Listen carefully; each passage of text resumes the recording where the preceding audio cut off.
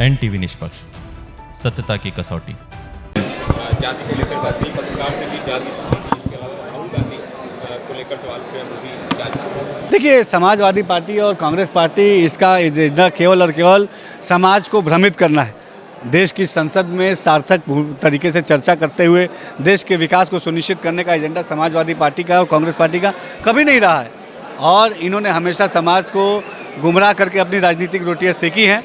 लेकिन जनता उनका असली चाल चरित्र और चेहरा जानती है। जनता जानती है कि सपा हो या कांग्रेस हो, ये केवल और केवल अपने निजी राजनीतिक स्वार्थ के लिए राजनीति करती है। धन्यवाद। बुनकरों के लिए जो भी ज़रूरी चीज़ें होती हैं, उत्तर प्रदेश की हमारी योगी सरकार, हमारी मोदी सरकार बुनकरों के विकास के लिए प्रतिबद्ध है। बुनकर भाई हमारे जो हैं, उनके बेहतर व्यवस्थाओं के लिए, उनके बिजली बिल के फ्लैट रेट के लिए, उनके बेहतर मार्केट प्लेस के लिए, उनके बेहतर पैकेजिंग एंड ब्रांडिंग के लिए हर जो ज़रूरी कदम है हमारी योगी सरकार उठा रही है। ये ठीक से बात की जाए लगातार मानसून सत्र की कार्रवाई चल रही है, क्या कुछ कहेंगे? मानसून सत्र में विशेष रूप से अनुपूरक बजट आया है। आदरणीय मुख्यमंत्री के नेतृत्व में श्री सुरेश खन्ना जी ने अनुपूरक बजट पेश करने का काम किया, जो बहुत ही शानदार है। इंडस्ट्री के लिए, उद्योग के लिए, पर्यटन के लिए, इसके जो महाकुंभ आने वाला उसके लिए, बसों के लिए, हमारा विभाग व्यवसाय शिक्षा कौशल विकास के लिए एक शानदार अनुपूरक बजट वित्त मंत्री के द्वारा प्रस्तुत हुआ। मैं इसका स्वागत करता हूं, और ये इसलिए है विशेष रूप से कि प्रदेश का सर्वांगीण विकास हो, गरीबों के लिए, युवाओं के लिए, उद्योग के लिए, किसानों के लिए जैसी आवश्यकता है वैसा उसका एक भरपाई करके और लगातार चीज़ें विकास की गति चलती रहे। मुझको लगता है इसीलिए एक अनुपूरक बजट इसके अंदर पेश हुआ। सर, बात की जाए जिस तरह से लफ्ज़ियात पश्चिम यूपी से आते हैं, लगातार लफ्ज़ियात का मुद्दा आप लोग की तरफ से उठाया भी जा रहा था, तो कल कहीं ना कहीं विधानसभा में देखिए, बहुत ही संवेदनशील विषय है ये। विषय पॉलिटिकल नहीं, ये विषय शुद्ध रूप से सामाजिक है। देश की एकता अखंडता को सुरक्षित करने के लिए और देश के सांप्रदायिक सौहार्द के लिए। हम सब जानते हैं कि मुगलों के शासन हो, चाहे आज़ादी से पहले का विषय हो, चाहे आज़ादी के बाद का विषय हो, वो लगातार धर्मांतर होता रहा। धन के बल पर गरीब लोगों का उत्पीड़न, गरीब लोगों को शोषण, दोहन, शिक्षा के नाम पर, मकान के नाम पर, गरीबी के नाम पर, कपड़ा देने के नाम पर, ये लगातार होती नहीं है। तो हमको लगता है कि एक शानदार विधेयक आया है जिसके कारण से गरीबों का उत्पीड़न रुकेगा। लालच के जो प्रलोभन देकर के लोग धर्मांतरण किया करते थे, बालिकाओं का प्रलोभन देकर के धर्मांतरण करते थे, ज़बरदस्ती विवाह करने का काम करते थे, इन सब चीज़ों पर प्रतिबंध लगेगा और देश का और प्रदेश का सांप्रदायिक स्वाद बढ़ेगा। हाउस के अंदर पूरा शहर अरे हाउस बरसात हुई है तो पानी तो रहेगा ही ना। थोड़ा देखने, पूछने, समझने तो दो। मैं हाउस के अंदर था, समझो तो बात। सर, लेकिन सफाई तो पहले होती है ना, पहले की जाती है। विधायक बेग साहब हमारे साथ हैं। सर, विधानसभा के बेसमेंट में पानी भर गया, क्या कहेंगे? देखिए, पानी विधानसभा में नहीं भरा है, लखनऊ की सड़कों के साथ साथ उत्तर प्रदेश की सारी सड़कों में पानी भरा हुआ है।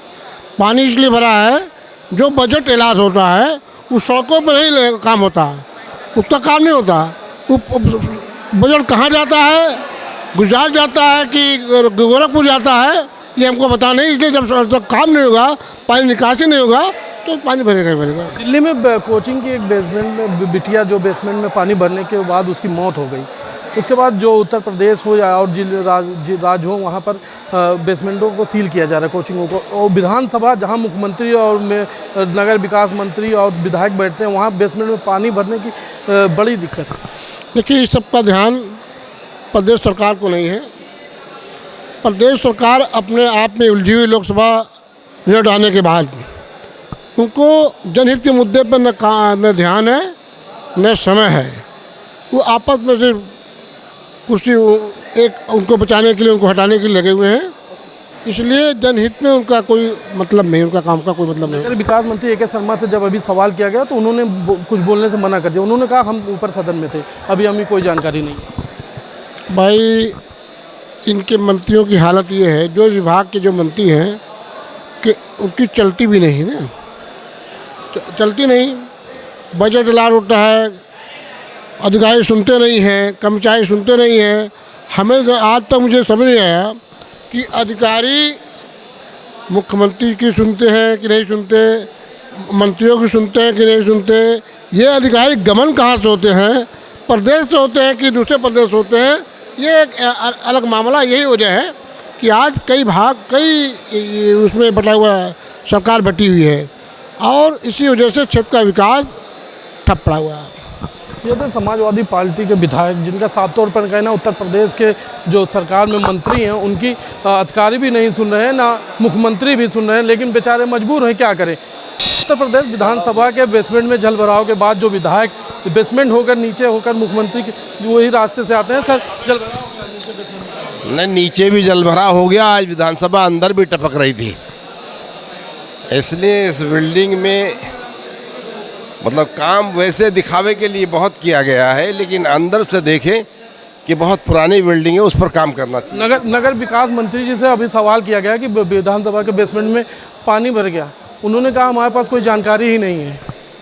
नहीं, जानकारी नहीं, मैंने अभी नगर विकास मंत्री जी को खुद जो संसदीय कार्य मंत्री भी हैं उन्हें भी बताया, विधानसभा के अंदर आइए देख लीजिए, बारिश हो रही कि जबकि है भी उन्हीं की तरफ, जो सत्ता पक्ष की तरफ है वो। पहली बारिश में सर ये हाल हो गया, पहली बार विधानसभा टपकते हुए देखा हमने भी 32 साल के बाद। बहुत तेज बारिश भी नहीं हुई। बारिश का तो अभी अंदर से हम जानकारी नहीं कितना है, लेकिन अंदर ज़रूर टपका है। ये समाजवादी पार्टी के विधायक हैं जिनका साफ तौर पर कहना है हम इतनी सालों से विधायक हैं, हम पहली बार विधानसभा के अंदर पानी टपकते हुए देखा है, लेकिन अब इस पर हमने नगर विकास मंत्री से कहा भी है, उस पर कार्रवाई की जाएगी और वो जो जहाँ से पानी टपक रहा है वो सही होगा। कैमरामैन नीरज के साथ मोहम्मद यूसुफ, NTV न्यूज़ पर लखनऊ। देश विदेश की ताज़ा खबर पाने के लिए हमारे चैनल NTV निष्पक्ष को सब्सक्राइब करें व बेल आइकन दबाना ना भूलें।